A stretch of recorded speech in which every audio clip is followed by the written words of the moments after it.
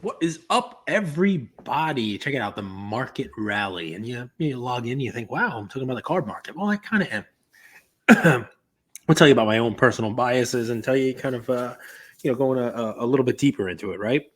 I was about to come on and make a comparison to, the stock market and cards and basically talk about how the market is at an all-time high, which it is. S&P is about to hit 5,000.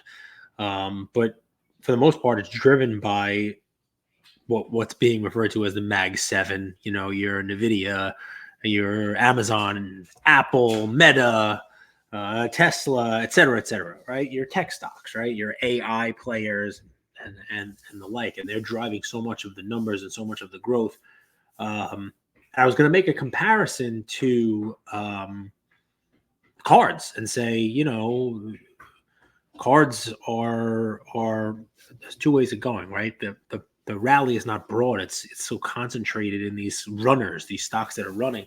Well, it's sort of like Michael Jordan market, right? Like, if you're buying Michael Jordan cards, if you believe the pricing that's out there and all the record price sales, you name it, it's you can't go wrong. Michael Jordan just goes up, up, up, up, up every time, up, up, up, up, up.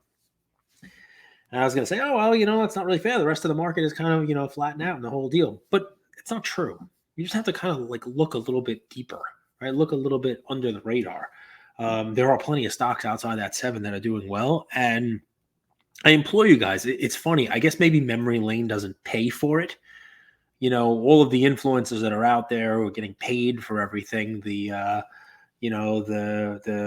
initials on Mondays and Tuesdays and Thursdays and whatever it is for consignment companies, and the auction recaps of THWC and the golden and I mean, you name it. There's a lot of people who cover specific auctions out there, but I've never seen a recap of memory lane. And I would like you guys to go take a look at the memory lane completed auction that just ended here and look at how many record sales prices there were. Maybe it's not sexy because it's vintage baseball, right? Maybe it's not sexy. But so many cards, record prices. I mentioned one in my news for the week. And there were so many others, from Maze to Clemente to Mantle cards to you name it.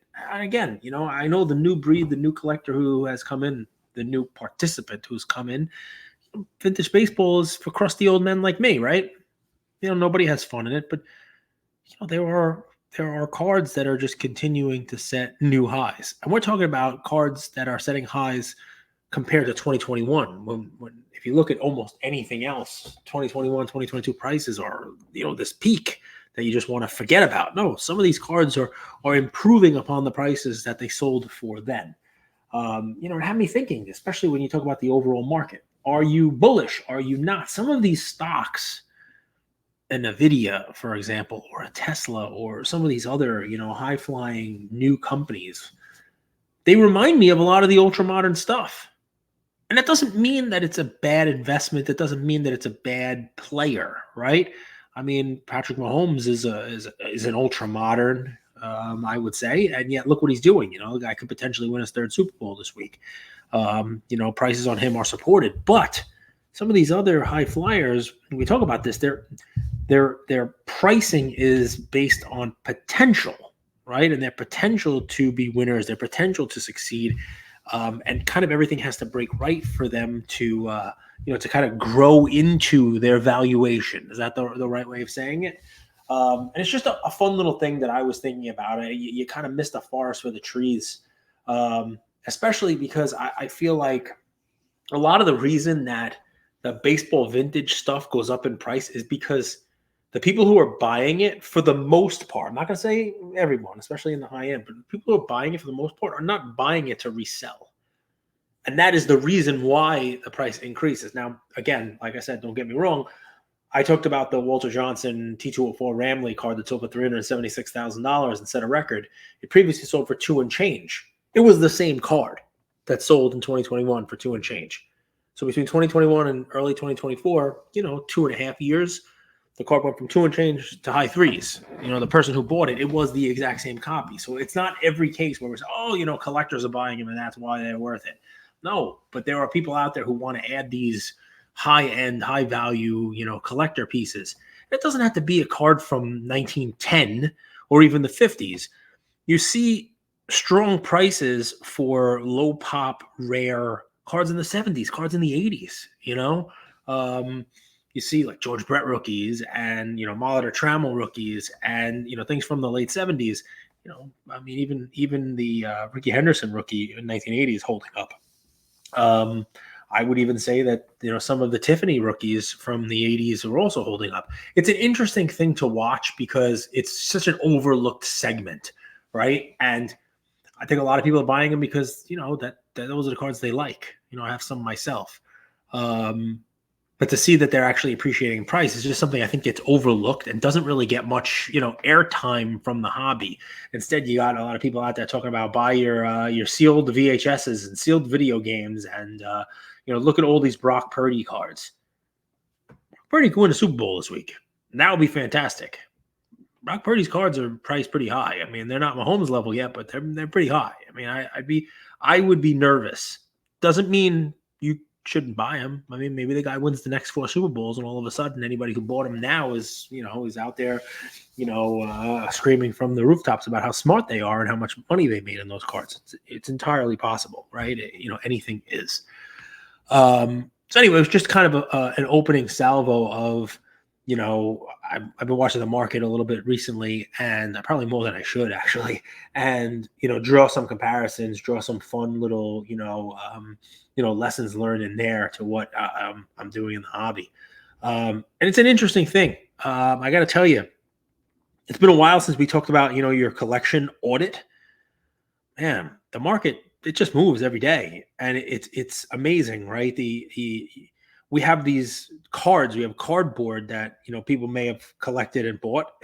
No time is better than the present to go through an audit. I do it myself all the time. And usually I find 1 or 2 or 12 cards in my PC that I say, you know what? I don't really see the growth potential on this card. I don't really see a reason why this card is going to appreciate in value. Especially ones that I bought for that reason, which there are probably people listening saying, whoa, that's the wrong thing. You're not supposed to be buying to appreciate in value. Well, yeah, I get it. Some of the cards I bought just because I wanted to own them.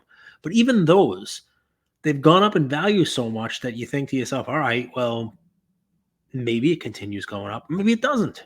Maybe it's worth enough that I don't really need to own it anymore because it's got this value. If I bought a card for $1,000 worth $30,000 right now, there's a difference there, right? You buy a card that's gone up so much in value. There's nothing wrong with taking that money off the table. And although the collectors out there are going to be mad about this, there's also nothing wrong, talking to you as a friend here, with taking that money out of the hobby ecosystem. Sure, I would tell you, keep some in. Let's use a real world example. Let's say you bought a 33 Ruth Gowdy, a PSA 4 or 5, and you paid $5,000 for it, and now you can get 30.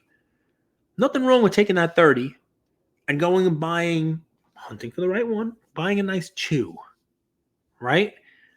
And a nicely centered 2, it's going to cost you more than the other one cost you way back in there, but now you're able to take some cash off the table and maybe invest it. And also go back and buy yourself a card that you're almost as happy with. Because you weren't buying that card because you wanted a 4. You wanted to own the card. And that's a lot of what I'm doing, by the way. If I had a Wilt Chamberlain 8, I'd probably be selling it now and downgrading to a really nice Wilt Chamberlain 2 or 4. And taking that money and finding something else to do with it.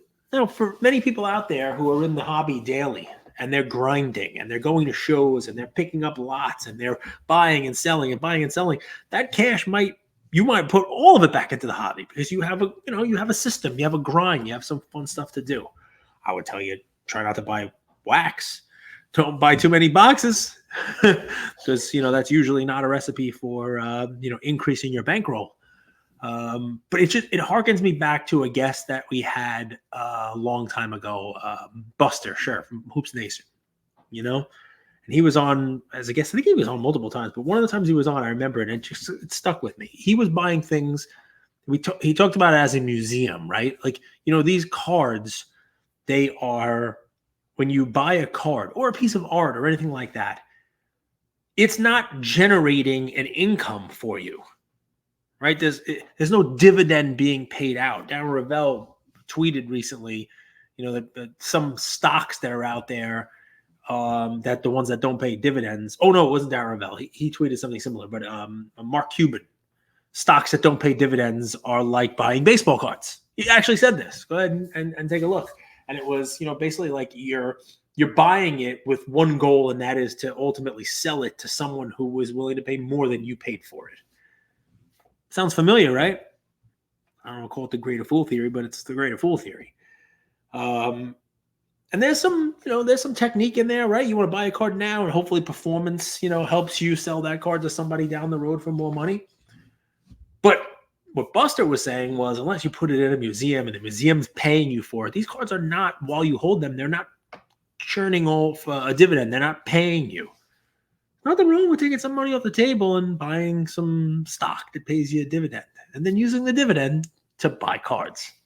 I may or may not have been doing this myself for the last year. It's just one way of doing it, right, guys? I mean, especially if you have some cards that you just don't need in your collection. We've talked about the audit and the stacks and putting one card in one place and one card in another place. All right, so there's my fun little kind of where my brain is. Every once in a while, you got to do a brain dump. If you haven't seen on my IG page today, if you haven't been on IG, go ahead and take a look. I Saw Sasquatch is the dude's name. He broke the story of the one Bronny LeBron duel from Bowman Chrome U being pulled. I like the card. If I were his friend who pulled it, I would sell it immediately, because what is special about that card? Seriously. It's one of those things about like the Logo Man. They just keep making logo. There's like Logo Man in every product now. So when you buy a Logo Man, okay, great. There's just going to be more Logo Man for your guy. What's so special about it? What's so special about this? Do you really believe that Fanatics is not going to produce any more autographs that have LeBron and Bronny on them? If Bronny happens to be drafted and is playing with LeBron in the NBA when they have a license, and maybe they're on the same team, is that dual auto of his actual rookie year in the NBA with his dad also on, is that less valuable, more valuable? I don't know. I'd love to hear your comments on it. But either way, I think that the heat on this card is never going to be more. We learned, like I said, about that triple Logo Man. And what's funny is, I'll keep it short. Keep you guys having some fun. What's funny is that Bronny, that triple Logo Man, these cards that have these bounties on them, I think if you track most of them, you'll see that the vast majority of them do one of these. And look, fall right off the screen. And the reason for it is because a lot of the value is attributed to that heat, that hype, the attention being paid at the time, Drake breaking the boxes, or bounties being placed, or the top 10 list of cards that are going to have a bounty on them. And it's everyone's searching for them, everyone's trying to get them, and they never will have that heat on it again. And I think what's going to wind up happening is you're going to see that even to an nth degree, right? Because when the triple Logo Man hype was out there, it wasn't Panini causing that hype. It wasn't. It was Drake causing the hype. You could say Ken Golden was involved in some of the hype. Backyard, heck, whatnot. There was a Lamborghini involved, in giveaways, you name it. Now, it's the company that's making the card that's throwing out the bounty, let's call it. It's an interesting thing, right? Because once it's pulled, it's pulled. The breakers don't need to double down on, excitement so that you get on the app and try to pull the card and buy product from them. The company doesn't need to, generate excitement about that card anymore, because it's already gone. The secondary sales, unlike some digital assets, don't inure to the person who created it. Fanatics does not get a fee every time that Bron 1-of-1 duel sells in the future on the secondary market. It's an interesting value proposition for something like Top Shot or Panini's Digital that takes a percent every time something sells over and over and over again. Those have a little more, I guess, value if that's going to be there, for the long term, because there is a continuing royalty, let's call it, on that. Whereas on this, there isn't. And I think what the end result will be is that card, a la Mac Jones, a little different. I know it's LeBron versus Mac Jones, but that Mac Jones card that sold, I mean, what's it going to sell for now? Is it a $100,000 card? I think not. And most cards will do one of these after the hype and the bounty's gone. So I saw Sasquatch. Go ahead and check out his page. Go check out the poll. Go check out his story. And if you're listening to this, I know you check in every now and again. Tell your friend to get rid of that dang thing. Private sale it. Goodbye. See you later. Congratulations. Cool story. And move on to the next one. Maybe put some more of that money back in. Maybe buy some more sealed product, because whoever it is pretty lucky. And there you go, guys. A quick one for Wednesday. I'll try to jump on again before the Super Bowl, obviously. But you want to get my take? I'm going to give you, if you stayed until the end, my prop. The prop king. You guys used to see some stuff out there. I got a prop that I may just cash out all of my stock market portfolio and just dump it all right onto DraftKings. I got a prop. You ready for it? It's on DraftKings too, so I know it's there. Over 12.5 yards rushing for Brock Purdy. Yeah, I didn't talk about who's going to win the game. I think if they win the game, that hits. I think if San Francisco wins the game, he's scrambled, he's making plays, he's going out there and doing that. I think if they're losing, he's going to have to scramble and make plays and get out of the pocket and try to pick up first downs with his legs. Either way the game goes, I think this is something that hits over 12.5 yards. He has scrambled more recently. You're seeing more athleticism out of him. You're seeing, when teams will scheme for the players, the short passes, he is taking off and running a little more. We saw this with Josh Allen in the playoffs. You've seen it in the past. It's a prop that I used to also give last playoffs and the playoffs before it. Quarterbacks use their legs more in the playoffs. They have to make plays. They're putting it more on the line. It's the playoffs. And I believe he will have over 12.5 yards rushing. And I think that's a pretty good one. So anyway, if you stay until the end, there's a prop for you. Not financial advice, we're supposed to say, and bet with your head, not over it, and all the other fun stuff that's out there. But I think that's coming in. Bye, guys. You want to say bye? Bye.